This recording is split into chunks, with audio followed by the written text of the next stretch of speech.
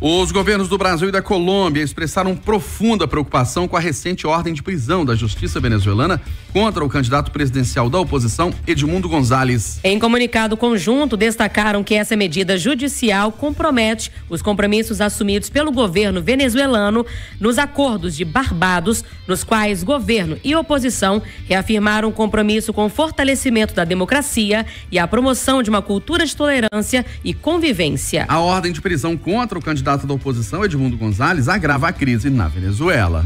De eleições conturbadas a mandado de prisão contra candidato de oposição do presidente Nicolás Maduro.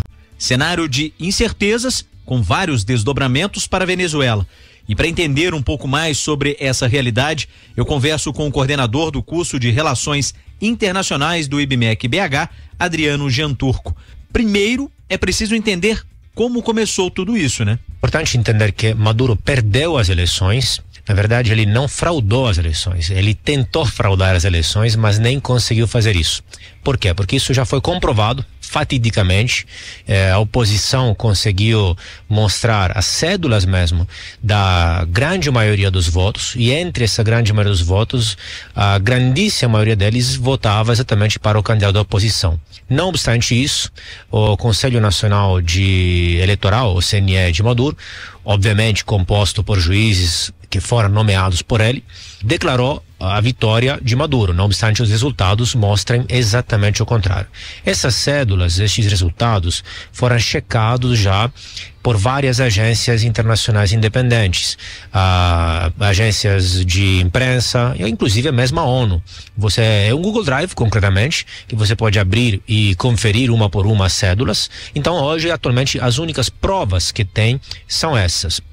O governo brasileiro, junto com outros governos, como Colômbia, México, pediram, por exemplo, as comprovações, as cédulas, as atas. Obviamente, Maduro não está entregando, não tem como entregar, porque se mostrasse, os dados mostrariam exatamente o contrário. Vários outros governos, a maioria deles, na verdade, ao redor do mundo, não reconhece mais Maduro como legítimo presidente, e outros apoiam por interesses geopolíticos, como uma espinha no calcanhar de Aquiles dos Estados Unidos. Então estamos falando de China, Rússia, etc.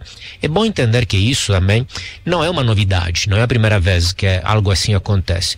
Já veio acontecendo antes, no passado, com Capriles, com López, que eram outros opositores, que também tudo demonstra que ganharam as eleições, mas Maduro fraudou, e foram sancionados, quem colocado na prisão, quem teve que fugir em exílio, etc. A grande diferença agora é que a oposição conseguiu coletar e mostrar para o mundo inteiro as provas, as cédulas.